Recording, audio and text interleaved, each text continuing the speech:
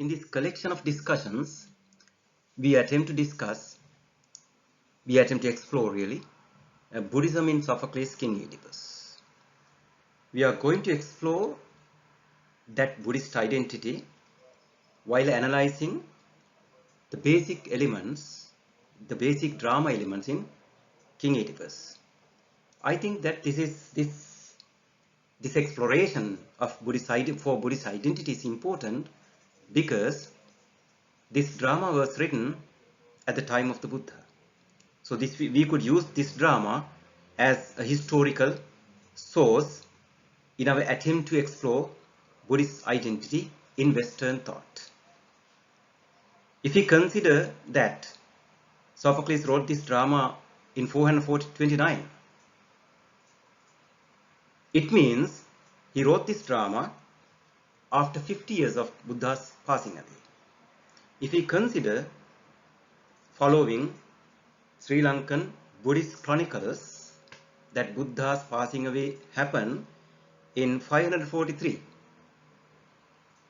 it means Sophocles wrote this drama after 112 years of Buddha's passing away. Before starting to analyze each characteristics of Oedipus' character and see how Sophocles molds or portrays Oedipus' character in the mold of the Buddha, or having Buddha and his words in mind, I would like to have your attention at a snapshot from the two tales, Oedipus' tale and then the Buddha's tale. We know that when reading Oedipus, we understand that a Corinthian messenger comes to Oedipus' palace with the message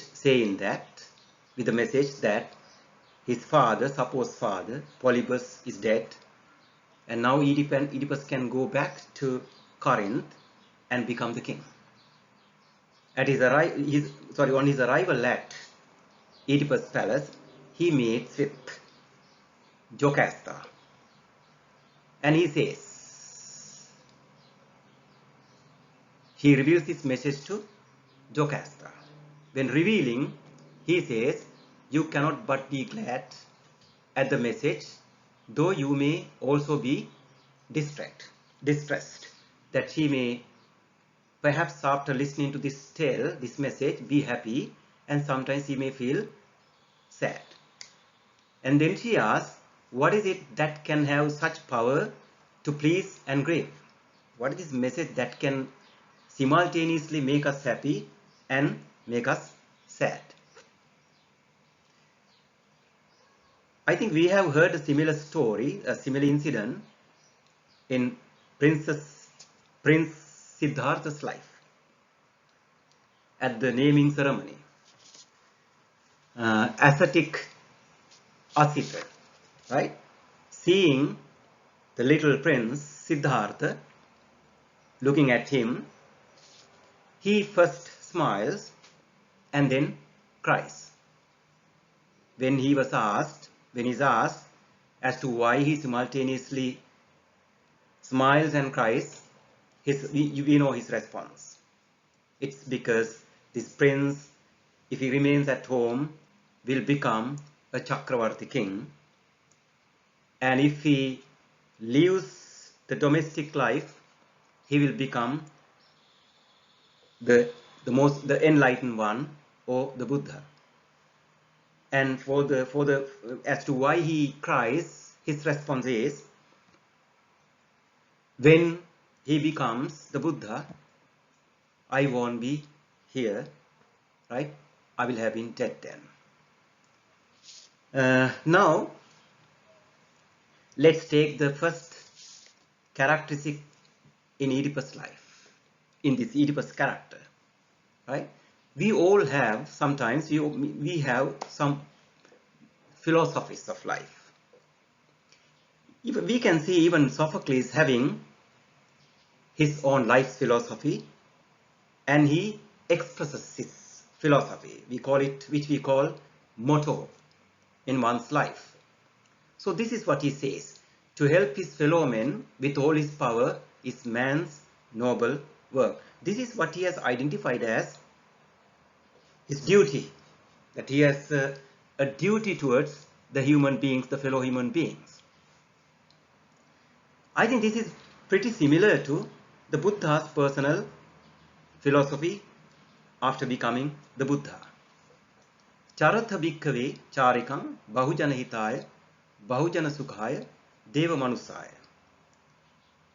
We know that he told this to his first disciple monks. Go monks, wander for the welfare of the many. So what he means here is to help and to guide people to get across from this samsaric fear, samsaric suffering, or samsaric dukkha. We know that he walked his talk. We usually say that Buddha is yathavadi tathakari. He walked his talk. For 45 years of time as the Buddha, after becoming the Buddha, we know he spent every moment, every second to help people to get across this samsaric sea of samsara, samsaric fear, samsaric suffering, samsaric dukkha. Even in King Oedipus, we can see Oedipus doing something similar. At every moment, he spent every moment, every second in his life in order to help people or to save people from the plague in the country, the famine in the country.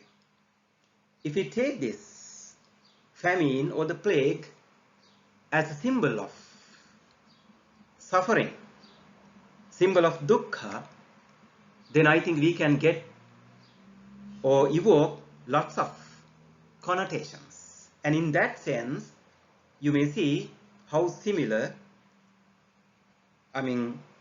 these two characters are. Or you could see that Sophocles, when portraying Oedipus' character, he tries to mold it with close reference to Buddha's character and what the Buddha said and did. Let's discuss Oedipus' second characteristic. We identify, or Sophocles portrays him as a very intelligent person. As people have identified, or people say, and other people say, Oedipus is identified in the entire region as the most intelligent man. As Theban says, as Theban elders say, Oedipus is the beacon, the guiding star. We know that Oedipus, though people say that he is the guiding star, the irony is that he cannot guide at even his own life, himself. That's something different. That is something that we need to discuss in a different discussion. So we know that these Theban citizens have been surrounded by many gods, and they have gods for each task. But even though there are so many gods, they rely on Oedipus. When they are battered by, now that at the moment they have been battered by the famine, the plague in the country, they come to the palace seeking his help. They have no other refuge than Oedipus. They don't rely on anyone, anybody, even God, but Oedipus. On coming to Oedipus' palace, this is what they say: we come to you not as the God, not as equal to God, but as the first of men, the most intelligent man. Right? So this is bit similar. This is quite similar to the Buddha's life and how people approach to Buddha, while they might have believed in different gods, right? Relying on his intelligence, because they should have been sure that Buddha would help them to, or Buddha only, it's only Buddha who could help them to get across this samsaric dukkha. Here too, the Theban citizens seem to rely on Oedipus' intelligence, believing that only his intelligence, or he can with his intelligence help them to get some relief from the present plague, present famine. Now let's take the second another characteristic of Oedipus, that is his kindness. He's understood, or we understand him from the words that he utters and then what he does, as the most kind, sympathetic and empathetic king. When people come to the palace seeking his help, and they tell him what their present calamity, their disaster is, and that they are suffering,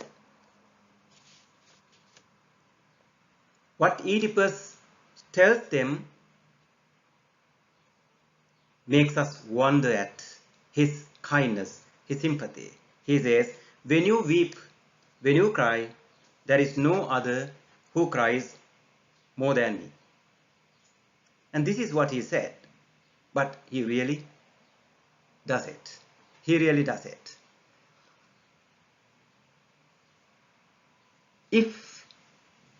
Have you ever met such a kind, such a sympathetic king in real political world?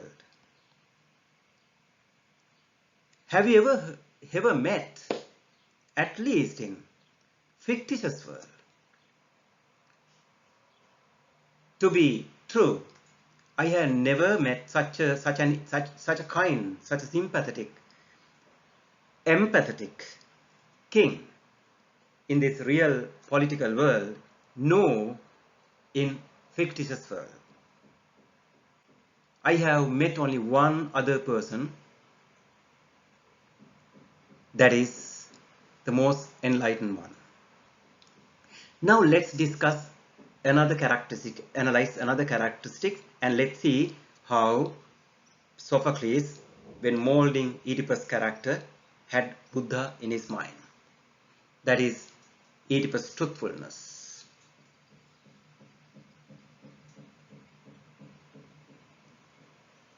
He never tells lies. He is true to his own self. We have several examples for this. One of the examples is, when reading, you see Creon comes from Apollo's temple with a message, with the God's message. You know what he says? I can tell you the message here in front of all, or we can go inside so that people may not hear what I am going to tell you. You know what he says? Tell whatever you want, and this suggests his honesty, his truthfulness. Say whatever you want in front of all these men, because I am worried over their life than my life. This is one of the instances. And we have another. When Tiresias comes to reveal the killer, because we know that, as spectators, we know that Tiresias is the one who knows the past, present and future. So he can reveal, he can help Oedipus to, or he knows the killer. But he comes, but he says that he's not going to tell. Here Oedipus gets angry, because now here's the citizen, an elderly citizen, who should know his duty, who should know his duty. He should be truthful, but he doesn't perform his duty. Oedipus gets angry. So this is related almost, connected with the next characteristics, dutifulness, or Oedipus' duty-mindedness, his duty consciousness. And we know that he does his duty. He knows his duty, and he all the time dedicates himself to perform his duty towards the kings, to help them, get themselves free from the present disaster, present calamity. Now let's take the last thing. When the drama begins and when we listen to or watch or read the first scene and the second scene, we identify Oedipus as, so Oedipus as being famous among the people. Our people identify him as the most loved, the most wanted, the most expected, the most respected person in the entire, and then again the most intelligent person in the entire region. This is quite similar to the Buddha's fame at the time. He should have been famous because he should have been famous not in the East alone, but he should have been famous even among the Greeks. So this drama, King Oedipus is, or Sophocles molding Oedipus' character, having Buddha in his mind, is a great example for us to say how famous, how loud the Buddha should have been at the time. In the next video, let's discuss another basic elements of King Oedipus in our attempt to find some evidence to prove how Buddhism, the Buddha's life, Buddhist tales, had an impact on Western literature through Sophoclean King Oedipus.